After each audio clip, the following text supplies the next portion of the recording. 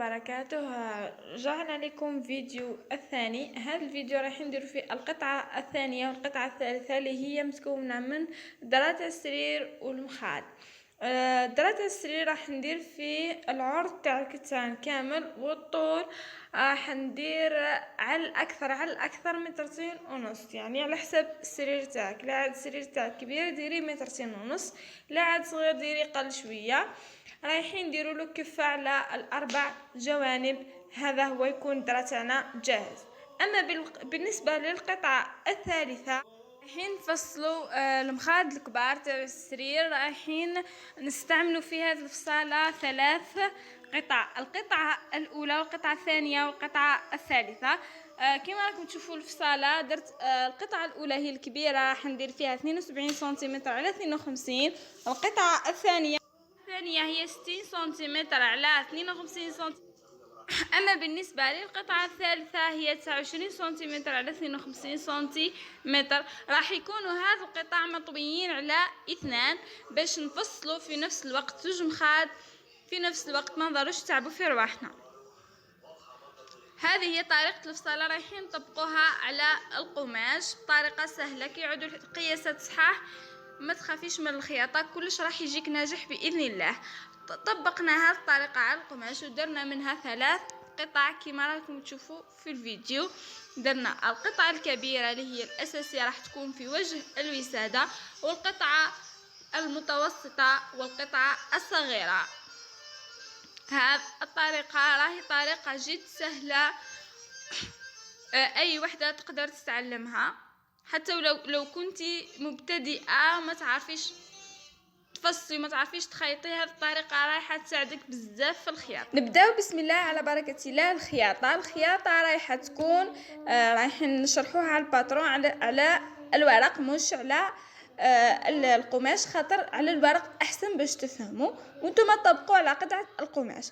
حنا فصلنا هذا المستطيل هذا الكبير تاع 72 سنتيم على 52 سنتيم، فصلناه هو الكبير فصلناه على 2، يعني القطعة مطوية على 2. نحينا منه المخدة الأولى والمخدة الثانية. حنا واش رايحين نديرو؟ رايحين نجيبو مخدة واحدة هكذا، القطعة هذه مستطيلة الأولى رايحين أنا درت فيها التزيين، درت فيها بابيونا. هذه بابيونا باترون تاعها سهل، تجيبوا قطعة قماش تقصوا قطعة مستطيلة، ديروا قطعة على قطعة، تخيطوا خياطة على الجوانب ونطويوها ونخيطوها خياطة في المنتصف ونديروا لها سفيفة هكذا ونلصقوها، يعني معتادين على هذا العمل. نلصقوا هذاك البابيون على قطعة القماش تاعنا في اولا، ومن بعد باش نلصقوا عليها القطعة الثانية والثالثة، يعني نلصقوا الساعة التزيين تاعنا هو الاول، ومن بعد باش نزيدوا القطع. عذرا. بعد ذلك نجيبوا القطعة الثانية والثالثة رايحين نديروا لهم زيغزاغ على هذا الجنب اللي رايحين يتلقاو فيه. تحبي ماشينتك ما ديرش زيغزاغ ديري كفة، حبيتي ديري زيغزاغ ديري زيغزاغ، المهم ما يسمسرناش الخيط، المهم يسمسرناش الكتان، كما حبيتي كل وحده واختيار تاعها. بعد ما لصقناهم نحكموا نلصقوا القطع. بعد ما درنا هذيك الكفة ولا الزيغزاغ على حسب اختيار، نلصقوا القطعة الثالثة هذه، نلصقوها من هنا بخياطة ومن هنا بخياطة ومن هنا بخياطة، نلصقوها كامل على جناب، ومن بعد نديروا زيغزاغ على جناب منا باش من بعد ما يستمسرناش الكتان. ومن بعد نجيبوا القطعة الثانية نلصقوها ثاني خياطة من هنا خياطة من هنا خياطة من هنا، نحطوها على هذه القطعة. عذرا.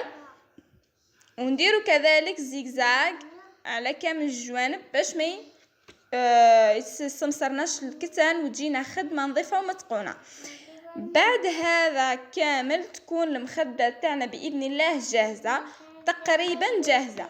نقلبوا القماش كما رايحين تشوفوا في الفيديو، تكملة الفيديو. نقلبوا القماش، وش رايحين نديروا؟ رايحين نديرو خياطة على وجه القماش باش تعطينا نظرة باهية للوسادة تاعنا. تبعوا الفيديو دوك تشوفوا البقية.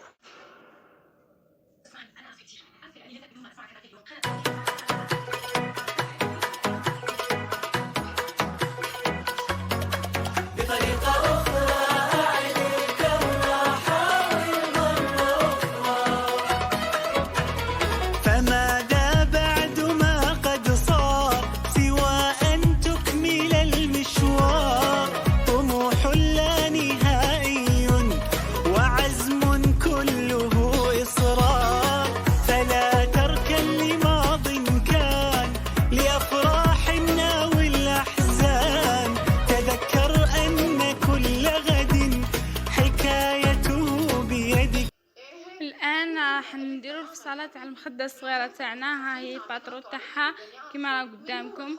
القطعه الاولى فيها 44 سنتيمتر على 37، القطعه الثانيه فيها 33 سنتيمتر على 37، والقطعه الثالثه فيها 12 سنتيمتر على 37. نفس الباترون تاع المخده الكبيره. هذا برك يختلف انه القياسات مختلفين، اما طريقه الخياطه وطريقه الفصاله نفس الاولى، راح تختلف فقط